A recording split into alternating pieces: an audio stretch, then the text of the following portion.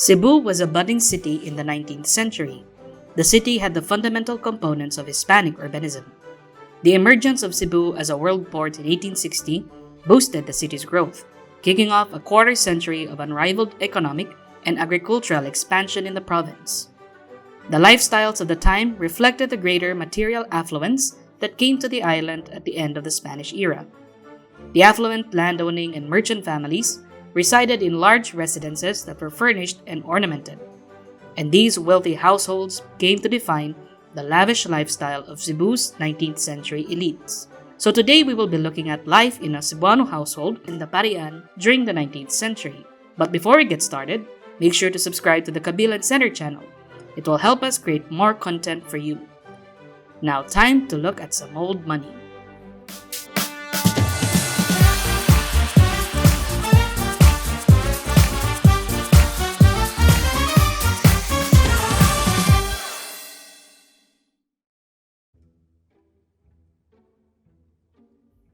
Once a Chinese settlement, the Parian in Cebu had grown into a major agricultural and trading hub during the late 1800s. Most of Cebu's elite families had their homes there. These families were a close-knit, socially interconnected group that preferred to keep their marriages within the greater mestizo community, if not strictly within the primary families. Most of these families were of Spanish and Chinese descent, hence their status as mestizos or mixed.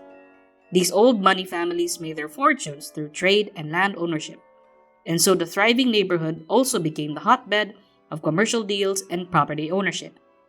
These business activities were done mostly in the comfort of their homes. The purchase of farms and management of haciendas were often discussed in these residences. The selling and purchase of resource crops were also done in this vibrant neighborhood. The goods were traded to the dockside camarines or firms like the Smith & Bell in Macleod for processing and shipment. But apart from trading, the Parian also had its fair share of lavish parties. High society gatherings were seen as opportunities for wealthy families to show off their social status. And they were also opportune moments to strike out business deals and favors. Today, the prestige of Parian is long gone, but it continues to be a vibrant commercial district in the city of Cebu.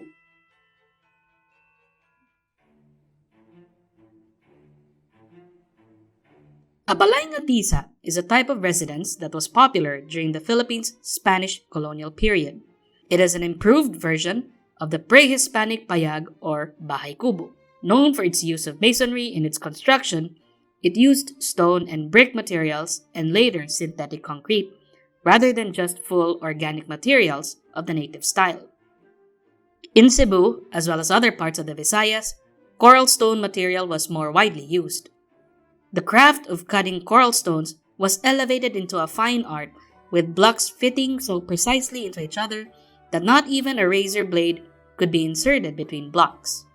The clay-tiled roof also became a distinct feature in Spanish-era houses.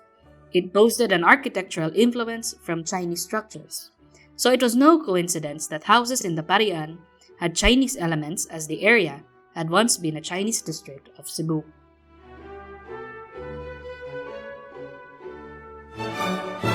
The recorded inventories of family estates in 19th century Cebu gave a glimpse into the opulent lifestyle of mestizo families. A carriage, a piano, a gold watch and chain, glass shades to cover candles, enormous crystal serving bowls, armchairs, hand-carved secretaries, crystal glasses, and silk garments were all mentioned in an inventory of an estate of one Don Estanislao Suico y Mariano.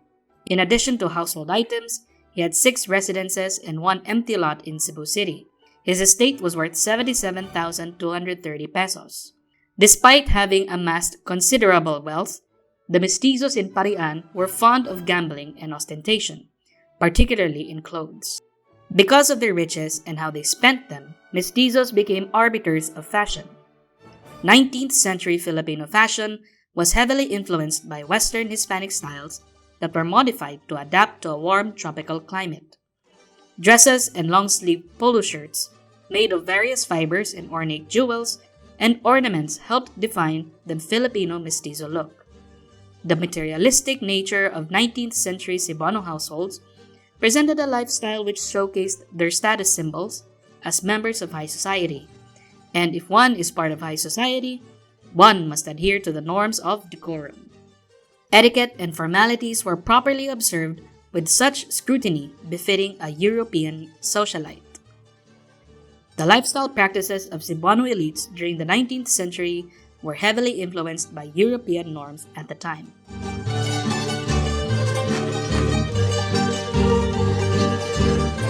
Mestizo families frequently tend to spend large sums of money on feast days, in addition to entertaining guests with sumptuous banquets. This kind of behavior became a model for well-to-do indios. The day normally begins at 4:30 a.m. in a typical home, such as the Gorordo household. Members of the family rose early for their morning prayers.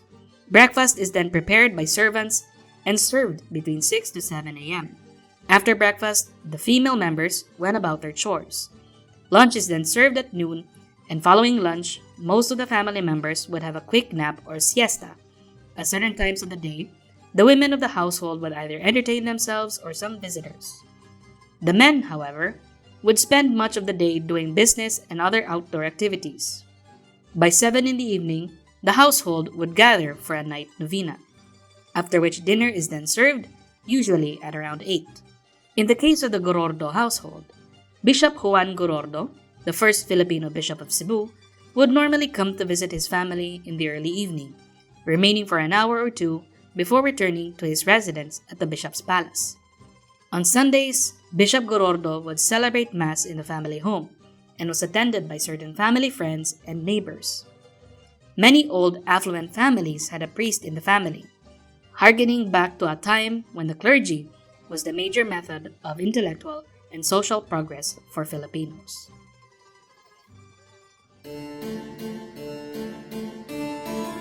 The intellectual life of the city did not appear to be as vibrant as that of Manila and Iloilo. There were only a few educational institutions that would cater to young students from Cebu's illustrious families. Only the Seminario de San Carlos provided instruction beyond the primary level. Despite its roots as a Jesuit school founded in 1595, it did not begin accepting students regularly until 1825. In 1848, there were 234 students at San Carlos, where they studied theology and philosophy. Before 1860, it appeared that relatively few people traveled to Manila to attend colleges such as the Universidad de Santo Tomas. After 1860, Cebu City students were more educated than their parents, although only a small percentage of them had studied in Manila or Spain. Enrollment in local schools remained relatively low, but by the 1890s, the number of pupils at the Seminario de San Carlos had climbed up to 900. The Colegio de la Inmaculada Concepcion was founded in 1880 by the Hermanitas de la Madre de Dios and had roughly 200 female students in 1897.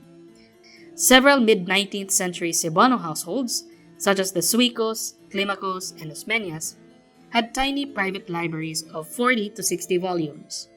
Although these collections were significantly biased towards practical books, such as medicine, legislation, agriculture, dictionaries, and the like. When not provided in the home, early education was provided in primary schools that were run by local citizens on the ground floor of their respective homes in Parian, such as those of Martin Medalla, where future Philippine President Sergio Osmeña Sr. had studied in 1883. A tiny fraction of young people attended the Seminario de San Carlos and the Colegio de la Inmaculada Concepcion for further education. The aforementioned Bishop Juan Gorordo attended the seminario to study theology. Even fewer went on to pursue their education in Manila or abroad. Through the mid-19th century, a tiny fraction of the Cebuano people read about the outside world in the pages of Manila newspapers, such as the Diario de Manila, which arrived in the province. Local journalism, on the other hand, would evolve towards the end of the century.